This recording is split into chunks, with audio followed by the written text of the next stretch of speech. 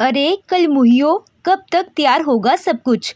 मैंने कल ही कह दिया था कि मेरी सहेलियों को आना है। दोनों की दोनों, इसे एक काम ढंग से नहीं होता। राधा ने कहा। मम्मी जी, अगर सामान टाइम पर आ जाता तो काम भी हो जाता ना। उमा जी बोली। लक्ष्मी, कुछ सिखाए से मुंह चलाना बंद करे। जवाब देना इसके लिए कितना ज़रूरी है। राधा और लक्ष्मी किचन में जाकर लग गई। उमा जी बेहद सख्त स्वभाव की थी और अक्सर कहती, अगर बहुओं के साथ प्यार से बात करेंगे तो किसी दिन ये हमारे सिर पर नाचेंगी, इसीलिए सख्ती रहे तो सही है। उनकी सहेलियां जब घर पर आई तो वो उनसे भी ऐसे ही बातें कर रही थी। एक सहेली ने कहा, भाई मेरी बहू तो मेरी बेस्ट फ्रेंड है, मुझे उससे सख्ती की कोई ज़रूरत नहीं। वो प्यार से सब कुछ करती है और मैं भी उसका ख्याल रखती हूँ। ना वो मुझसे कुछ छुपाती है और ना मैं उससे। मैं तो कहती हूँ माँ, तू भी अपनी सोच बदल दे और फिर देख कितना अच्छा लगेगा। राजेश जी और उनकी पत्नी यूं तो अपनी सारी जिम्मेदारियों को पूरा कर चुके थे, मगर अभी बेटी का विवाह होना बाकी रह गया था। दोनों बेटों की शादियां अच्छे से हो गई और बहुएं भी संस्कारी आई थी। उनका हर एक कहना मानती थी और समय पर सारे काम कर दिया करती थी। उनकी सहेली की बात एक दिन उनकी बहू राधा ने सुन ली और अपनी जेठानी से कहा, लक्ष्मी भाभी, ज़रा देखो तो इन आंटी जी की सोच कितनी अच्छी है। बहुओं को भी तो प्यार चाहिए, मगर हमारी सास तो पूरे दिन हिटलर बनी रहती है।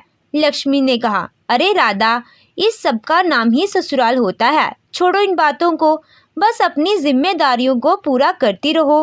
अपनी लड़की के लिए लड़का तलाश रहे। राजेश जी से एक बार किसी दोस्त ने पूछा कि संस्कारी बहू कैसी होती है या कैसी होनी चाहिए, तो उन्होंने कहा, देखिए हमारी नज़र में तो संस्कारी लड़की वही है जो जिम्मेदारियों को समझे, जुबान ना चलाए, मीठा बोले, कहना माने, इस घर को भी अपना घर समझे।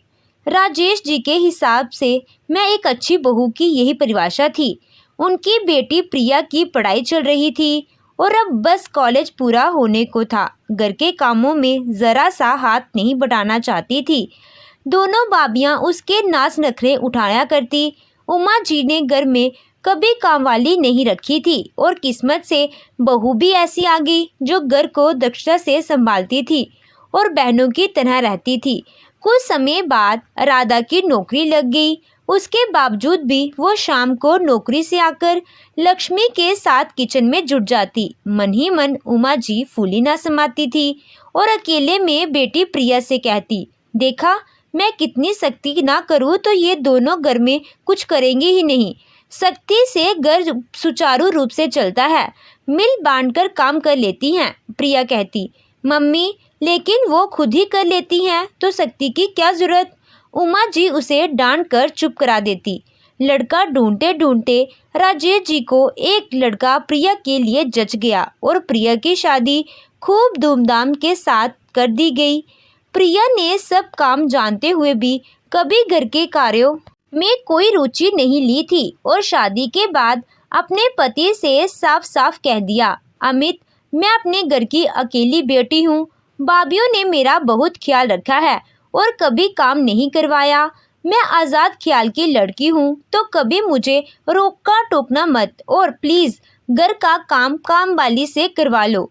अमित ने ये बातें अपनी माँ को बताई और समझाया, मम्मी काम वाली कर लेगी तो क्या बिगड़ जाएगा, घर की शांति तो बनी रहेगी। अमित की माँ आबा जी भी घर के सुख चैन के लिए खामोश रह गई। एक बार आबा जी की तबीयत खराब हो गई। वो बुखार से बिस्तर पर तड़प रही थी। उन्होंने आवाज़ देकर कहा, प्रिया मुझे कुछ खाने को बना दो और बुखार की दवाई दे दो। प्रिया ने कहा, ये बीमारी का बहाना मेरे सामने तो मत कीजिएगा आप। मुझे सब पता है कि आपके दिमाग में क्या चल रहा है, खुद कर लीजिए जो करना है। शाम को अमित ने आकर माँ का ऐसा हाल देखा तो तुरंत हॉस्पिटल ले गया। डॉक्टर ने काफ़ी परहेज करने को कहा और दवाई दे दी। प्रिया से अमित ने कहा, प्रिया अब तुम्हें माँ को संभालना पड़ेगा, मुझे ऑफिस भी जाना होता है।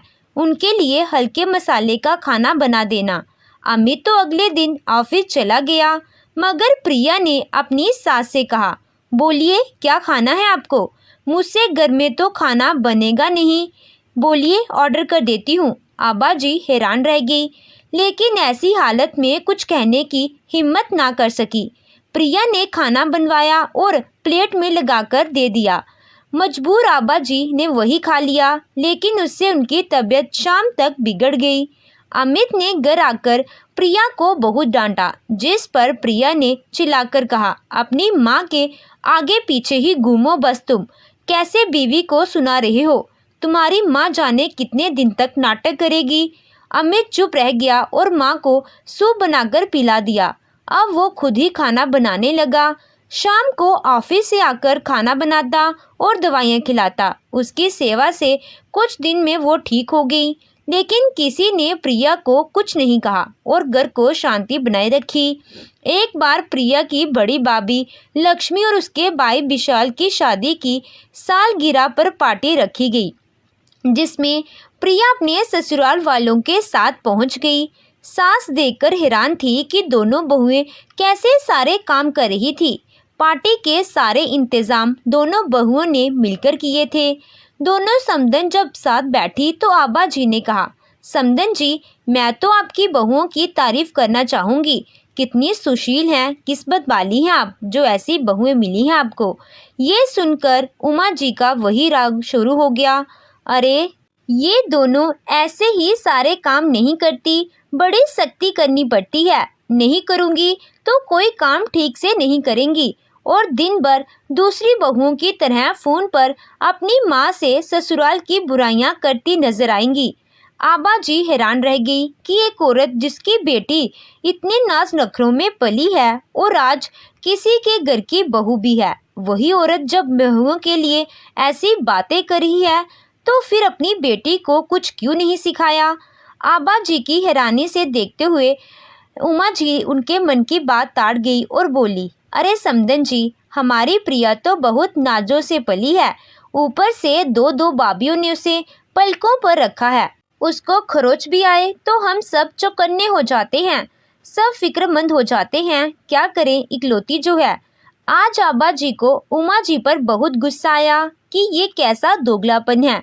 पार्टी के बाद सब अपने घर गए, लेकिन आबा जी यही सोचती रही कि बहुओं से इतनी उम्मीद रखने वाली औरत बेटी के लिए कितनी अलग सोच रखती है। हमें भी तो प्रिया से कुछ उम्मीदें हैं, लेकिन वो यही सब सोचती रही।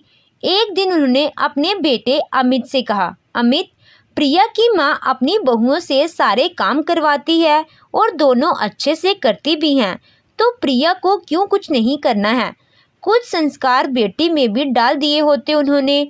अमित खामोश रह गया। एक दिन अमित उठा तो उसने देखा उसे अपने ऑफिस जाना है, लेकिन उसकी कमीज पर तो प्रेस ही नहीं है। उसने माँ को आवाज़ दी, मम्मी जरा ये कमीज प्रेस कर दीजिए। लेकिन आबा जी जो गुस्से में थी, उन्होंने कहा, ये तुम्हारी बीवी करेगी, मैं नहीं, इसी से करवाओ जाकर। कब तक इससे कुछ नहीं कहोगे? जब मैं नहीं रहूँगी तब कौन करेगा? और प्रिया से जाकर बोली, सारा दिन क्या करती रहती हो? अपने पति के कुछ तो काम किया करो। अपनी भाभियों को देखो, दोनों कैसे घर संभालती हैं। प्रिया ने आज पहली बार अपनी सास को ऐसे बोलते देखा तो हैरान रह गई।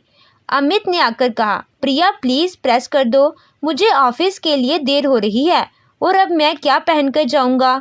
प्रिया सास को घूरते हुए उठी और कमीज लेकर प्रेस करने चली गई। आबा जी को आज ऐसा करके कुछ अलग सा सुकून महसूस हुआ। जिन्होंने अमित से कहा, अमित इसको ऐसे ही टाइट रखना पड़ेगा, इसकी माँ कहती है कि सख्ती करनी पड़ती है, अब मैं दिखाऊंगी कि सख्ती क्या होती है। प्रिया ने इससे पहले कभी कपड़े प्रेस ही नहीं किए थे और इसी कारण प्रेस करते समय उसके हाथ पर गर्म प्रेस छू गई। हल्का सा छू गया और जलन होने लगी, लेकिन प्रिया ने रो रो कर घर को सिर पर उठा लिया। रोते हुए हाथ पकड़कर बैठी प्रिया को अमित अपने सारे काम छोड़कर संभालने में लग गया। आबा जी कमरे में माथे पर हाथ रख के बैठी थी। इस लड़के से जब इतना सा काम नहीं हुआ और इससे जाने क्या होगा। अमित आया और बोला, मम्मी देख लो, प्रिया से काम कराया तो क्या हो गया, अब दवाई दो जल्दी से, वरना ऑफिस भी नहीं जाने देगी। आबा जी ने दवाई निकाल कर दे दी। अमित प्रिया के हाथ पर दवा लगाकर ऑफिस चला गया, लेकिन प्रिया ने अपने घर फ़ोन कर दिया। कैसी हो मम्मी, आज तो मेरे हाथ में बहुत दर्द है, जल जो गया है। उमा जी ने कहा, अरे बेटा अब ठीक तो है, और हाथ कैसे जल गया, कहीं लोगों ने तुम्हें जलाने की कोशिश तो नहीं की। तो प्रिया ने कहा, मम्मी आज अमित की कमीज प्रेस करते टाइम हो गया, अब बहुत जल रहा है, बहुत दर्द है हाथ में। उमा जी ने तुरंत कहा, तो डॉक्टर के यहाँ क्यों नहीं गई। प्रिया ने कहा, मम्मी किसके साथ जाती, अमित तो ऑफिस चले गए। उमा जी गुस्से में बोली, मैं देखने आ रही हूँ तुझे। उन्होंने फ़ोन काट कर कहा, अरे लक्ष्मी जल्दी से खाना दे दो, मुझे प्रिया को देखने जाना है। लक्ष्मी को चिंता हुई तो पूछने लगी। उमा जी ने कहा, अरे उसका हाथ प्रेस से जल गया, जाने कैसे लोग हैं जो उसे प्रेस करने को कह दिया, अरे उसे तो आता ही नहीं। राधा भी आज घर पर थी तो उसने कहा, मम्मी जी इतना तो होता ही रहता है, हमें देखिए किचन में काम करते वक्त हम भी तो कई बार जल जाते हैं, परंतु बर्फ लगाते हैं और कुछ देर में सही हो जाते हैं। उमा जी ने आंखें निकाल कर कहा, खबरदार, जो बकवास की तो मेरी बेटी राजकुमारी की तरह रही है, खुद से तुलना मत करो उसकी, जाकर अपना काम करो। राधा चुपचाप किचन में चली गई और लक्ष्मी के कहने लगी, अपनी बेटी का दुख तो इनको बहुत बड़ा लग रहा है, अरे हम भी तो किसी के घर की बेटियां हैं। लक्ष्मी उसकी बात चुपचाप सुनती रही। उमा जी खाना खाकर जल्दी से प्रिया के घर पहुंच गई और आवाज़ देते हुए अंदर घुसी, प्रिया, ओ प्रिया, कहाँ है मेरी बच्ची, अरे कैसे जल गई। सास और प्रिया अपने कमरों से बाहर निकल आए और उन्हें देखकर बोले, अरे आप। उमा जी ने तुरंत प्रिया का हाथ पकड़कर रहा, बता बेटा, दिखा मुझे कौन से हाथ में जला है। समदन जी आप लोग भी अजीब हैं, इसे डॉक्टर के यहाँ क्यों नहीं ले गए। आबा जी देखती ही रह गई, सोचने लगी कि इतनी सी बात को इसने अपनी माँ से फ़ोन पर बता दिया। उमा जी बैठते हुए बोली, समदन जी इसको कपड़े प्रेस करने नहीं आते हैं, इसको तो कहना ही बेकार है, अब देखिए इसने हाथ ही जला लिया, कितना दर्द हो रहा है। कहकर वो प्रिया के सिर पर हाथ फेरने लगी। आबा जी बोली, बहुएं तो घर के काम करती ही हैं, अब आपने और हमने घर के लिए क्या क्या नहीं किया, आपकी तो दो दो बहुएं हैं और दोनों कितना काम करती हैं। उमा जी बोली, आप प्रिया को काम के लिए मत बोला कीजिए, उनकी बात और है, वो इतने लाड प्यार में थोड़ी पली हैं। प्रिया ने कहा, देखा मम्मी, मैंने तो आपसे पहले ही कह दिया था कि मैं ज़्यादा काम नहीं संभाल पाऊंगी, मैंने कभी किया ही नहीं है, लेकिन आपने माना ही नहीं। आबा जी चाय बनाने को कहकर उठ गई और किचन में चली गई। तभी उमा जी के फ़ोन पर एक कॉल आने लगी, लेकिन उमा जी ने नहीं उठाया। तभी आबा जी चाय लेकर आ गई और बोली, बहन जी आपका फ़ोन बज रहा है, उठा लीजिए। उमा जी ने बेमन से फ़ोन उठाकर कहा, क्या है राधा, क्या मैं 2 मिनट अपनी बेटी से चैन से बात नहीं कर सकती। पीछे से राधा ने कहा, मम्मी जी लक्ष्मी भाभी का पैर स्लिप हो गया और मैं उन्हें हॉस्पिटल ले जा रही हूँ, पापा आपको लेने वहीं आ रहे हैं। उमा जी ने फ़ोन काट कर कहा, ज़रा सी बात के लिए ये हॉस्पिटल में भर्ती हो जाती हैं, देख रही हैं ना बहन जी इन बहुओं के नखरे, अरे कहीं किस्मत वाली नहीं हूँ, बल्कि दो दो बहुओं को संभालना बड़ा काम होता है, आप तो इससे फ्री हैं, किस्मत वाली तो आप हैं कि मेरी बेटी आपकी बहू है। तभी वहाँ राजेश जी आ गए और बोले, उमा, राधा ने तुम्हें खबर तो दे दी ना, तुम्हें कोई चिंता नहीं है क्या। अरे बहू को हमारी ज़रूरत है, जल्दी हॉस्पिटल चलो, बेटे ऑफिस में हैं, वहीं से आएंगे। उमा जी बोली, अरे ऐसा कौन सा पहाड़ टूट गया, मैं भी तो यहाँ अपनी प्रिया को देखने ही आई थी, देखिए आज इसका हाथ जल गया था।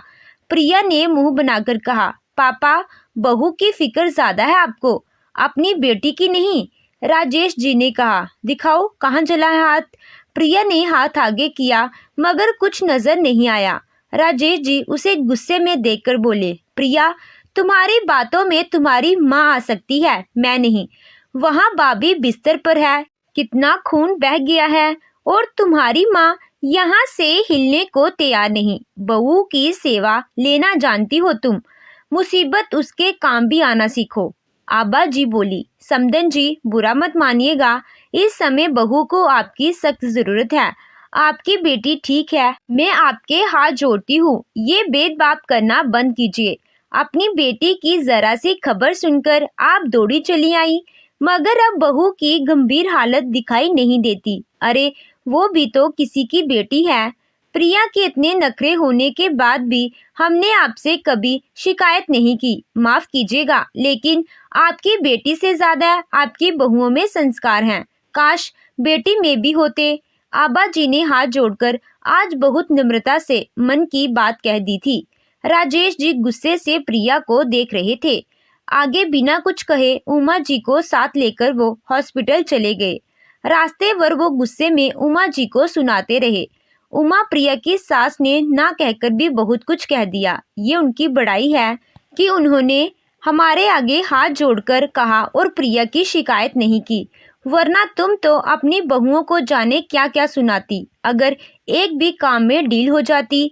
सच ही तो कहा उन्होंने, प्रिया को तुमने संस्कार दिए ही नहीं, मन मर्जी का मालिक बना दिया। अरे जितनी उम्मीद तुम्हें अपनी बहुओं से है उतनी ही उन्हें भी तो अपनी बहू से होगी। उमा जी बैठी चुपचाप सुन रही थी और राजेश जी के गुस्से के सामने कुछ नहीं बोल पा रही थी। वहां जाकर देखा कि लक्ष्मी के पैर में प्लास्टर लगा हुआ था। राधा उसके सिर पर हाथ फेर रही थी। आज राजेश जी और आबा जी ने उमा जी को आईना दिखा दिया था, लेकिन उधर प्रिया ने तो घर को सिर पर उठा लिया था।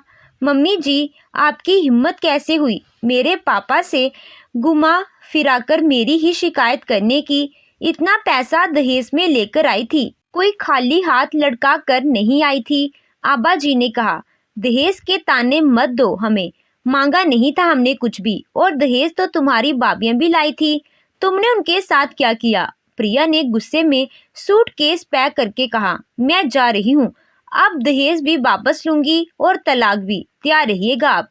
कहकर प्रिया घर चली गई। आबा जी ने उसके जाते ही अमित को फोन करके सब बता दिया। अमित ने कहा कि वो जल्दी से घर आ रहा है। प्रिया के घर पहुंचते ही उसके माता पिता भी हॉस्पिटल से आ गए और उसे वहां देखकर चौंक गए। प्रिया उन्हें देखकर रोने लगी और सारी बात बताने लगी। राजेश जी को प्रिया पर गुस्सा आने लगा। वो बोले, शर्म नहीं आती प्रिया? एक तो तुम्हारी सास ने कोई गलती नहीं की है, ऊपर से तुम उन्हीं की गलतियां सुना रही हो। तभी अमित भी अपनी माँ को साथ लेकर जैसे ही वहां पहुंचा तो सब हक्के वक्के रह गए। आबा जी ने कहा, समधी जी, मेरे पति इस दुनिया में नहीं है और बेटे का बिगड़ता घर मुझे ही बचाना है, इसीलिए मुझे अभी आना पड़ा। बातें आमने सामने हो जाएं तो ज्यादा अच्छा होगा। उन्होंने सबके साथ बैठकर उन्हें सब कुछ बता दिया। वो बोली, अगर प्रिया ऐसे नहीं आती तो ये बातें आपको मैं या अमित कोई कभी नहीं बताता।